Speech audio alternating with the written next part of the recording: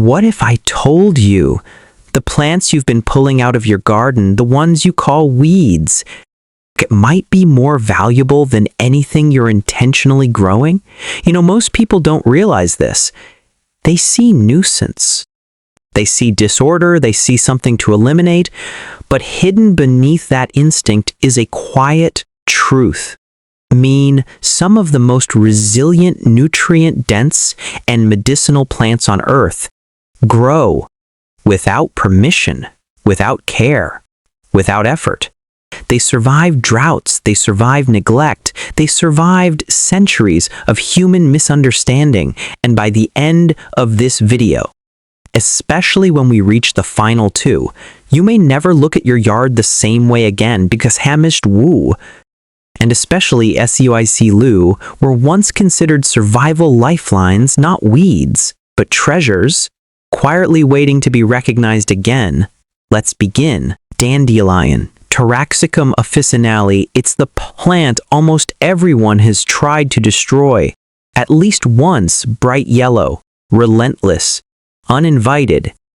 But this so-called weed carries a legacy that stretches back through European herbal medicine, traditional Chinese practices, and early American homesteads. Dandelion wasn't just tolerated, it was cultivated. Its leaves are rich in vitamins A, C, and K. Its roots were roasted as a coffee substitute during times of scarcity. Its flowers were used to make wine. So why did it disappear from our gardens? Because modern lawns demanded control, uniformity, perfection. Dandelion didn't fit the image. Today, as soil quality declines and grocery prices rise, this plant offers something rare. Nutrition. Without dependency, growing it requires almost nothing. In fact, the less you interfere, the better it thrives. Harvest young leaves for salads, older leaves for cooking, roots in fall for drying. It doesn't need you. Planed. That's exactly why it matters. Plantain. Plantago major, not the banana-like fruit, but a low-growing, almost invisible plant that spreads across pathways and compacted soil. It's easy to miss. And even easier to step on, but historically, plantain followed human migration.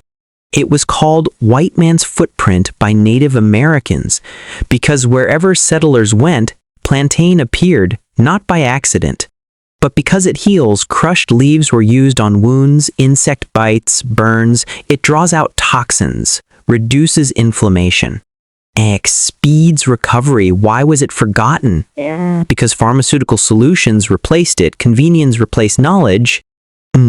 Yet today, when access to natural remedies is becoming more relevant again, plantain quietly persists. It thrives in poor soil. High traffic areas, places other plants refuse to grow, to use it, harvest fresh leaves, crush them, apply directly.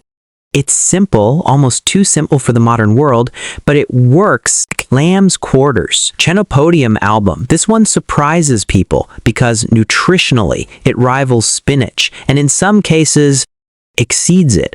Lamb's quarters were a staple in ancient diets across Europe and North America. Foraging cultures relied on it heavily, but then industrial agriculture standardized crops. Spinach became marketable. Lamb's quarters became a weed. Yet it grows faster, stronger, with fewer problems. It tolerates heat better than spinach, produces abundantly, and reseeds itself effortlessly. The leaves are soft, mild, slightly earthy. Cook it like spinach. Use it fresh or sautéed. It asks for nothing, but gives consistently, especially in uncertain climates. Chickweed, Stellaria media delicate, almost fragile in appearance, but don't let that fool you. Chickweed thrives in cool seasons when most plants struggle. It spreads quickly, forming dense green mats that protect soil from erosion. Historically, it was used as both food and medicine. Rich in minerals, hydrating. Mild in flavor. Landia. It was often eaten fresh in early spring when few other greens were available. That timing mattered. Beaned. Because after long winters, nutrient deficiencies were common. Chickweed filled that gap. Like today, it still grows quietly in gardens, often dismissed before it's even understood. To grow it, you don't.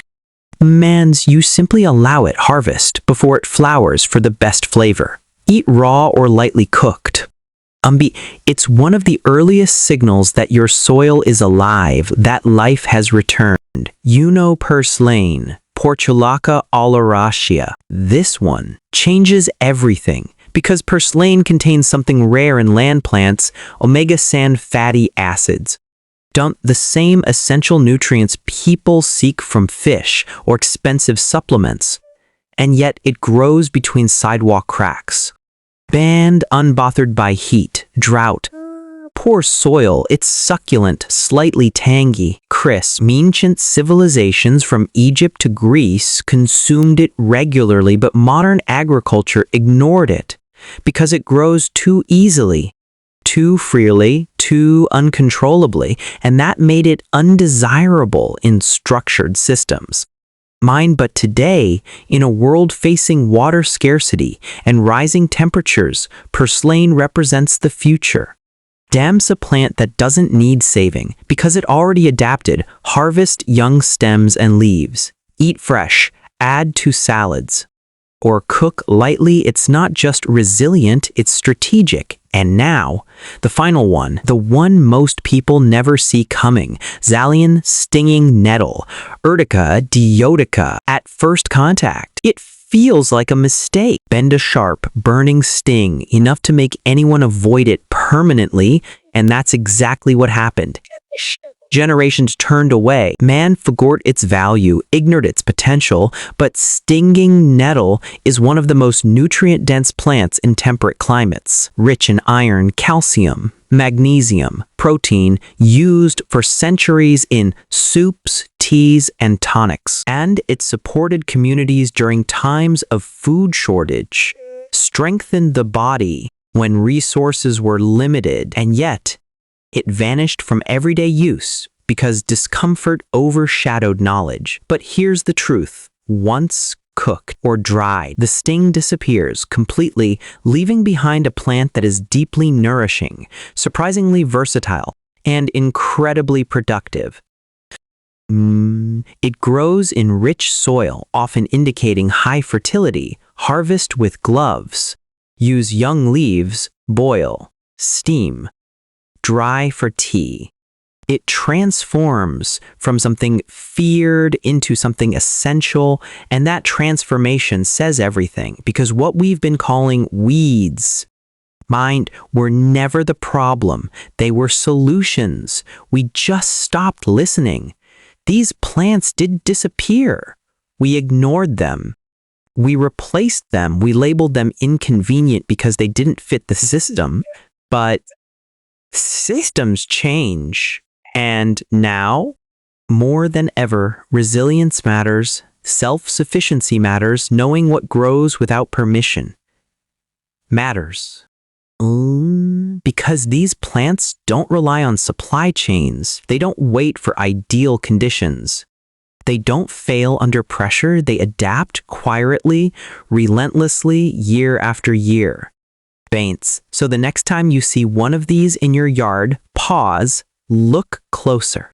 Lens, because you might not be looking at a weed, you might be looking at something your ancestors depended on.